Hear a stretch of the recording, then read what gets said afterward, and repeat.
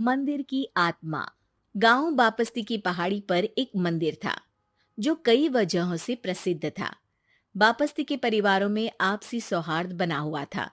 इसकी वजह उस मंदिर को ही बताया जाता है। अरे ओ विमला, ये इस मंदिर की कहानी क्या है रे? अरे ये मंदिर इस गांव के लिए बहुत ही शुभ है। अरे शुभ तो है, तो फिर भी लोग इस मंदिर से दूर क्यों रहते हैं? ये इतना वीरान क्यों रहता है? अरे बड़े बुजुर्ग कहते हैं कि मंदिर में आत्माओं का राज है जो लोगों की मदद करते हैं, लेकिन मंदिर से सभी को दूर भी रखते हैं। अरे ये कैसी आत्माएं हैं जो लोगों की मदद भी करते हैं और लोगों को मंदिर से दूर भी रखते हैं? अरे यही चलता आया है यहाँ पर, इसीलिए कोई कुछ बोलता नहीं। क्योंकि जिसके घर में कोई भी परेशानी होती है तो बताते हैं कि इस मंदिर से उन्हें मदद मिलती है। अरे वाह, ये तो अच्छी बात है। तभी इस गांव में इतनी खुशहाली दिखती है। तभी बाहर किसी की चीखने चिल्लाने की आवाज आती है। दोनों बाहर निकलती हैं तो देखती हैं कि गांव के एक बुजुर्ग रो रहे हैं क्योंकि शहर से उन्हें कोई बुरी खबर मिली है।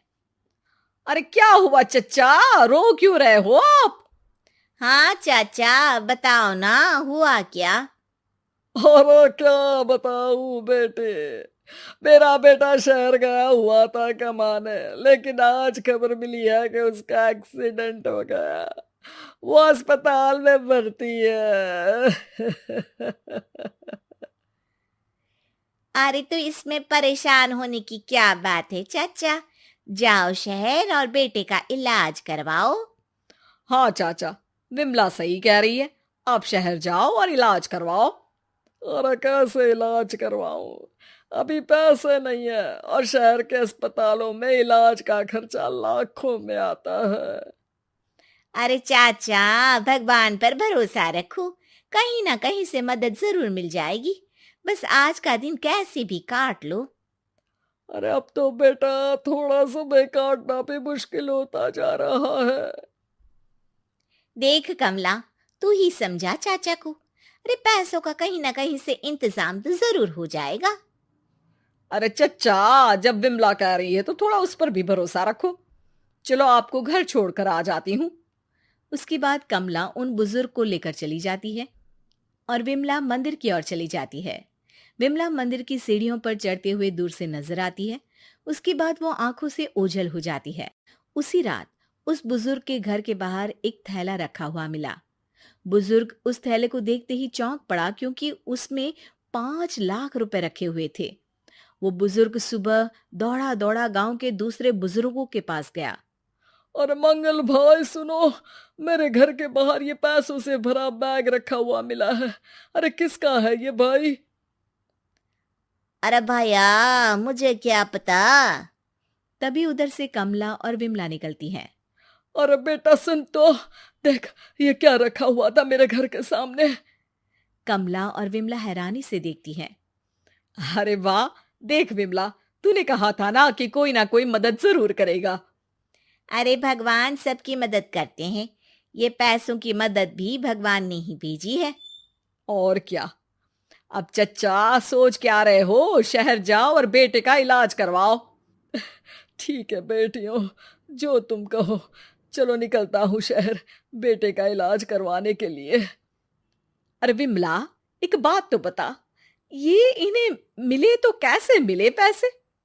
अरे मैं ना कहती थी कि ये मंदिर सबकी मुसीबतों में मदद भेजता है। अरे वाकई बड़ी पुण्य आत्मा है मंदिर में। सो तो है, लेकिन उनके बारे में लोगों को कम ही पता है। अच्छा, और तुम्हें क्या पता है? अ, जितना पता था वो तो बता दिया। ना रे ना, मैं नहीं मानती। तू कुछ तो छिपा रही है। अरे कुछ ना छिपा रही, जो पता था वो बता दिया। मंदिर से लोगों को मदद मिलती है, बस इतना ही पता है। ठीक है बाबा, अब नहीं पूछूंगी। इसके बाद उसी रात कमला चुपचाप अपने कमरे से निकलती है और मंदिर की ओर चल पड़ती है। कमला धीरे धीरे मंदिर के दरवाजे पर पहुंचती है। अंदर से हल्की हल्की रोशनी आ रही थी। इसके बाद जो वो देखती है वो हैरान रह जाती है। कमला इसके बाद तेजी से वापस लौट आती है। दूसरे दिन सुबह सुबह। अरे विमला, तू तो छिपी रुस्तम निकली। है? ऐसा क्या छिपा लिया मैंने? अरे तूने तो भनक ही नहीं लगने दी और चाचा की मदद भी कर दी। हैं? ये क्या कह रही हो? ऐसा कैसे कह सकती हो तुम? मैंने कोई मदद वदद नहीं की। अरे सब पता है मुझे, कल रात मैं गई थी मंदिर। तो क्या देखा? अरे तुम्हारा पति और कुछ लोग वहां दिखे। बोरियों में नोट भरे हुए थे और सभी नोट गिनने में लगे हुए थे। तो तुम्हें क्या लगा? वो क्या कर रहे थे? अरे मैं समझ गई कि वो लोग कहीं से डकैती कर पैसे लेकर यहाँ मंदिर के पीछे छिपाते हैं। अब जब तुम जान ही गई हो तो बता देती हूँ, लेकिन ये बात किसी को पता नहीं लगनी चाहिए। मेरे पति डकैती नहीं डालते हैं, बस उन लोगों से पैसे छीनते हैं जिन्होंने गलत तरीके से पैसे बनाए हैं। और फिर लोगों की मदद करते हैं। यही है वो पुण्य आत्माएं जो लोगों को मदद पहुंचाती है। अब समझी? हाँ, अब समझी उन पुण्य आत्माओं का चक्कर। सही है। करते रहो मदद, लेकिन सावधानी से, मेरी तरह कोई और ना पहुंच जाए।